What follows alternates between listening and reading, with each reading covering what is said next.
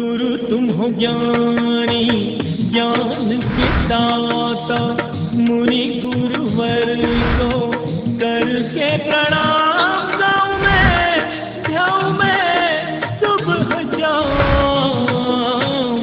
लगता गए एक नाम। बोले अरे तुम मेरे पैर क्यों पकड़ते हो, तुम्हें गंगा स्नान मैं कराऊंगा।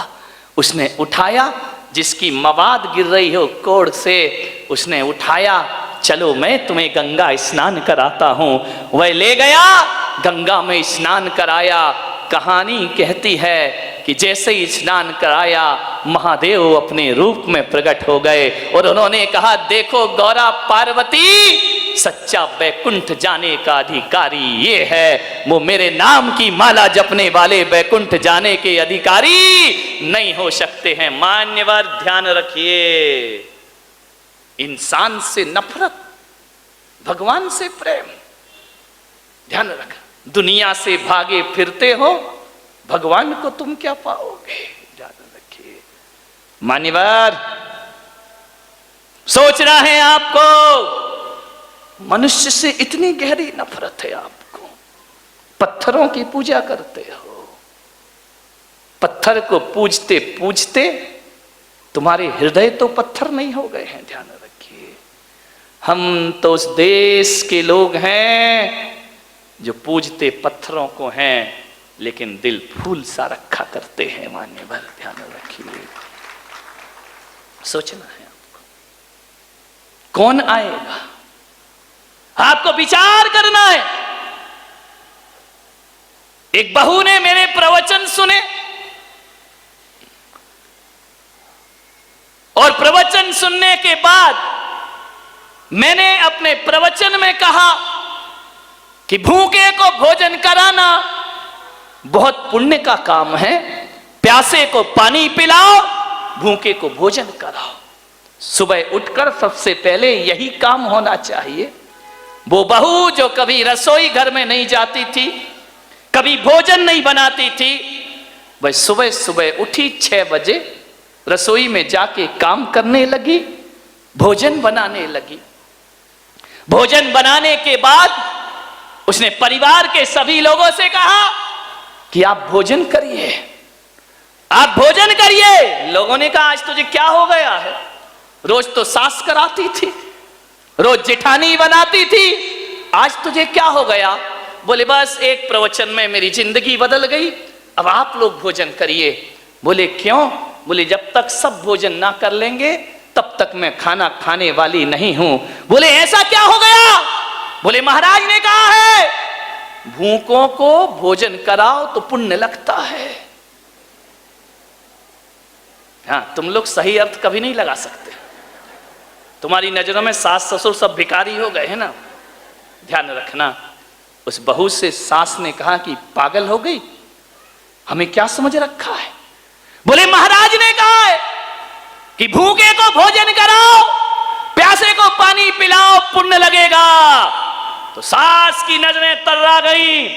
उसने कहा तूने हमें क्या समझ रखा है, हम कोई भिखमंगे हैं। उसने कहा नहीं मां, तुम तो मेरी मां हो, जगत जननी जगदम्बा हो, लेकिन मैं आपसे इतना निवेदन करती हूं कि उस प्रवचन का अर्थ मैंने यही लगाया कि ये जरूरी नहीं है कि दरवाजे पे भिखारी खड़ा हो उसे खिलाना पुण्य है। मेरी मां, तुम रात में अन्न जल का त्याग करके सोती हो, आप भी रात भर से भूखी हो, भिखारी को भोजन बाद में मिलेगा, पहले मेरी घर की देवी को भोजन प्राप्त होगा, पहले घर की देवी को मैं भोजन दूंगी, तब मुझे हकीकत में पुण्य का लाभ। ध्यान रखिए, पड़ोसियों को देने से पुण्य लगता है क्या, अकेले भिखारी को देने से। घर में लोग भी तो भूखे होते हैं ना। मेरे भाई, आप विचार करना है, पुण्य कमाने के कई तरीके हुआ करते हैं। उस दिन से उस बहू ने संकल्प कर लिया कि नहीं, अब सबसे मैं लास्ट में भोजन करूंगी। तो बोले तू आखिरी में भोजन क्यों करती है। बोले जैसे देवता को चढ़ाने के बाद प्रसाद लिया जाता है, पूरा परिवार भोजन करे, मैं परिवार की पुजारिन हूं, सबसे आखिरी में प्रसाद ग्रहण करती हूं, यही मेरे जीवन का एक आदर्श हुआ करता है। घरों को आदर्श बनाओ, घरों को उजाड़ो मत, घरों को बर्बाद मत करो, जिंदगी को स्वर्ग बनाने का प्रयास करिए।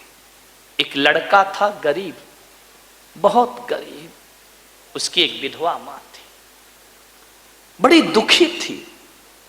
उसने कहा मैंने तो अपना विधवापना गुजार दिया, मेरे ना पति है, एक इकलौता लड़का है। उसने कहा मैं करूं क्या, मेरे बाद इस लड़के का क्या होगा, ना मैं इसे पढ़ा पाई, ना मैं इसे लिखा पाई, मेरे पास इतना पैसा ही नहीं था। एक झोपड़ी में रहती थी गांव के बाहर। उस बुढ़िया को पता चला कि जंगल में कोई पहुंचे हुए संत पधारे हैं। उसने बच्चे से कहा कि बेटा एक काम कर, बहुत पहुंचे हुए संत जंगल में आए हैं, जा उनसे कुछ पूछा। उसने कहा मां संत क्या करेंगे, हमारे बुरे दिन हैं, संत क्या कर सकते हैं। बोले बेटा संत कुछ ना करें, वो हमें कुछ नहीं देंगे, लेकिन मेरी आत्मा बोल रही है कि संत के पास जरूर जाओ, वो तुम्हें कुछ दें या ना दें, लेकिन तुमसे कुछ लेने वाले भी नहीं हैं। जाओ संत के पास, जाने में फायदा हो या ना हो, लेकिन एक बात मान लेना बारामती वालों, संतों के पास जाने से नुकसान कुछ नहीं हुआ करता है, फायदा हो या ना हो ध्यान रखिए, कोई नुकसान नहीं होगा। जाओ बेटा कुछ मत मांगना, बस मेरा एक प्रश्न पूछ लेना। बच्चे ने कहा मां क्यों परेशान होती है, मैं खुश हूं ना गरीबी में। बोले बस बेटा जाकर इतना पूछ ले, मेरा कहना मान ले, बहुत बड़े संत है, जाकर इतना पूछना। देख मैं तुझे पढ़ा नहीं पाई, लिखा नहीं पाई, लेकिन तुझे संस्कार जरूर दे रही हूं, जाकर के इतना पूछना। संत से ये मत कहना कि हमारी गरीबी मिटा दो, बस इतना सा प्रश्न कर लेना कि संत जी हमारे बुरे दिन दूर होंगे या नहीं होंगे, कब होंगे हमारे बुरे दिन दूर। बच्ची ने कहा मां तू परेशान मत हो। बोले बेटा तू जा, मेरी आज्ञा मान। क्या करता, मां का आदेश, चला गया संत से प्रश्न पूछने। बड़ी दूर जाना था, गरीब के घर ना गाड़ी होती, ना मोटर होती, ना कार होती है, पैदल ही चला जा रहा है। शाम होने आई, एक गांव में पहुंचा, नगर सेठानी दरवाजे पर थी। जाकर के उस बच्चे ने कहा कि मां रात हो रही है, मुझे जाना दूर है, तुम्हारे घर में मुझे सहारा मिलेगा, एक रात सोने का अवसर दे दो, कहीं भी मुझे सुला दो, जहां गाय बंधती हो वहां मुझे सुला दो, बस एक रात सहारा दे दो। उस सेठानी को थोड़ी दया आई, उसने कहा बच्चे आओ रात सो जाओ। वो पुराना जमाना था, आज तो रिश्तेदार को भी सुलाना खतरे से खाली नहीं है मेरे भाई, ना जाने क्या उठा के ले जाए। उसने कहा बेटा आराम से सो जाओ, कोई दिक्कत नहीं है, विश्राम करो, कुछ खाओगे। उसने कहा नहीं मां, बस तूने मुझे चार दीवार एक छत दे दी, बड़ा उपकार मानूंगा तुम्हारा। सुबह उठा चलने लगा।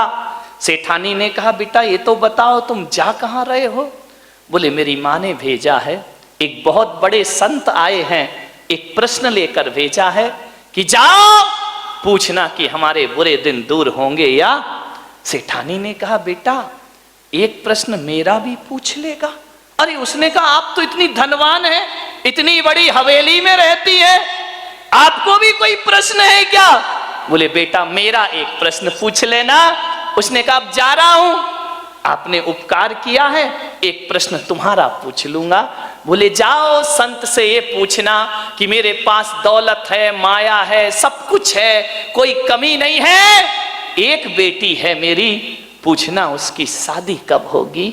वो बोलती नहीं है बेटा, गूंगी है, जाके पूछना ये कभी बोलेगी या नहीं बोलेगी। उसने कहा पूछ लूंगा। आगे बढ़ा, एक किसान का खेत पड़ा, 12 बज गए, भूख लगी।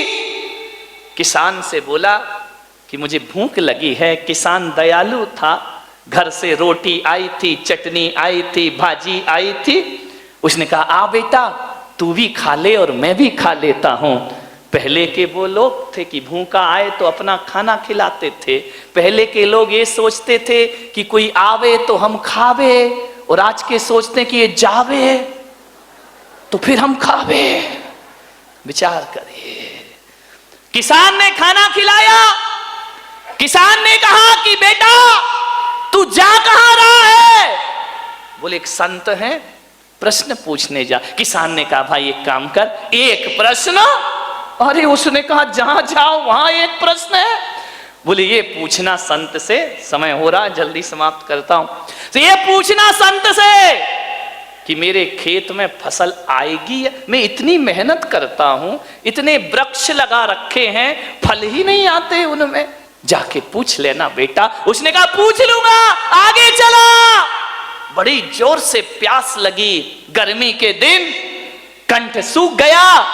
देखा एक संत तपस्या कर रहा है, बाजू में कमंडल रखा है। गया संत के पास, संत जी बड़ी प्यास लगी है। संत ने, तपस्वी ने कहा पानी पीना है? बोले हाँ। कमंडल दिया, बोले ले पी ले पानी। एक बात तो बता, कहानी मालूम है? तू जा कहां रहा है? बोले एक महासंत आए हैं, एक प्रश्न। बोले एक काम कर, मेरा भी। अरे उसने कहा यार किसान का भी प्रश्न, सेठानी का, ये बाबा फकीर का भी प्रश्न। हाँ। बोले ये बोलना कि मैं 12 वर्षों से तपस्या कर रहा हूं, मुझे बोधि की प्राप्ति नहीं हो रही, ज्ञान नहीं मिल रहा है। जा पूछ लेना मुझे ज्ञान मिलेगा या।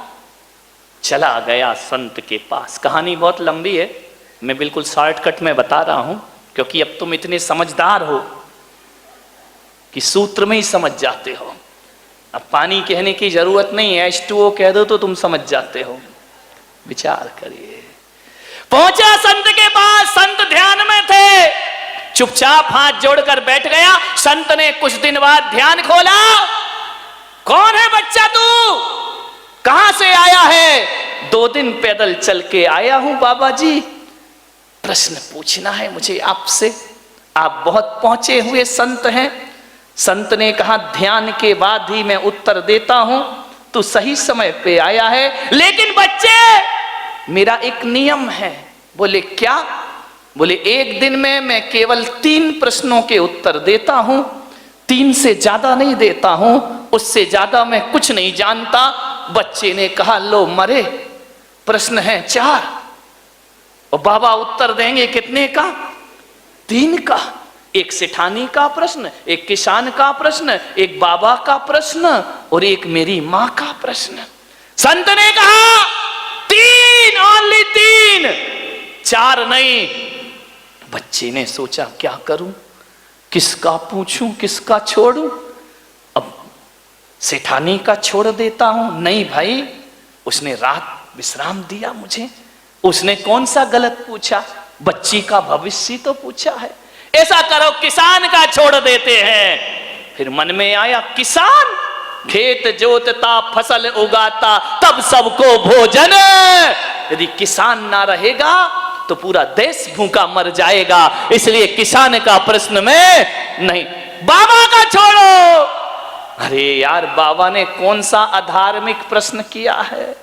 बाबा ने धार्मिक प्रश्न ही तो किए कि ज्ञान मिलेगा कि नहीं मिलेगा। जिसने पानी पिलाया उसका प्रश्न। ऐसा करो मां का प्रश्न। अरे उसी मां ने तो मुझे भेजा है, वो नहीं होती तो ये 3 कहां से मिलते? मेरी मां ने क्या बिगाड़ा है? सोच में पड़ गया। बाबा ने कहा जा बच्चे 3 प्रश्न पूछ। बच्चे ने 3 प्रश्न पूछे, लौट कर आया। किसान मिला, बाबा मिला। क्यों रे, मेरा प्रश्न पूछा? हाँ बाबा जी पूछा। क्या बोले संत? बोले तुझे ज्ञान जरूर होगा, इसी वक्त बोधि की प्राप्ति होगी। तो अभी तक क्यों नहीं हो रही? बोले तू अपनी जटाओं में जो मणि छिपा के बैठा है उसे निकाल। क्योंकि तेरा ध्यान मणि में है, तेरा ध्यान भगवान में नहीं लग रहा है। वो मणि तेरी बाधा बन रही है, उसे निकाल के फेंक, तुझे ज्ञान प्राप्त हो जाएगा। उसने अपनी जटाएं खोली, बोले हाँ बेटा मैंने मणि तो छिपा रखी, बड़ी कीमती है। तो बोले जब तक ये है तब तक तुझे ज्ञान मिलने वाला, सोच ले मणि रखना है या भगवान का ध्यान रखना है। उसने कहा बेटा तूने मेरी जटाएं नहीं खोली, मेरी आंखें भी खोल दी, ले बेटा ये मणि मैं तुझे प्रदान करता। उसने कहा नहीं बाबा ये मैं क्या करूंगा, मैं गरीब आदमी। बोले बेटा रख लो रख लो, मैं किसी को क्यों दूं, तूने मुझे ज्ञान दिया, मैं तुझे दान प्रदान करता हूं, ले जा आज मैं तुझे प्रदान करता हूं। मणि हाथ में ली, मणि हाथ में ली, चला। अब कौन मिला, इतना भी भूल गए, वो तो प्रश्न भूला, तुम कहानी भूल गए। किसान मिला, किसान ने कहा बोल बेटा क्या पूछा, मेरा पूछा या नहीं। बोले पूछा, क्या बोले। बोले किसान तेरे खेत के वृक्षों में फल जरूर आएंगे, फसल जरूर लगेगी, तो अभी तक क्यों नहीं लगे। बोले तेरे पेड़ के नीचे कुछ गड़ा हुआ है, उससे जड़ें जमीन तक नहीं पहुंच रही हैं, उससे टकरा रही हैं, इसलिए पेड़ फलता फूलता नहीं। बोले ठहर बेटा, उसने खुदाई की, सोने के घड़े मिले जिसमें अशरफियां रखी हुई थी। किसान की आंखें चौंधे आ गई, बरसों से भूखा मर रहा हूं, गरीबी का शिकार बन रहा हूं, ये सोने के घड़े।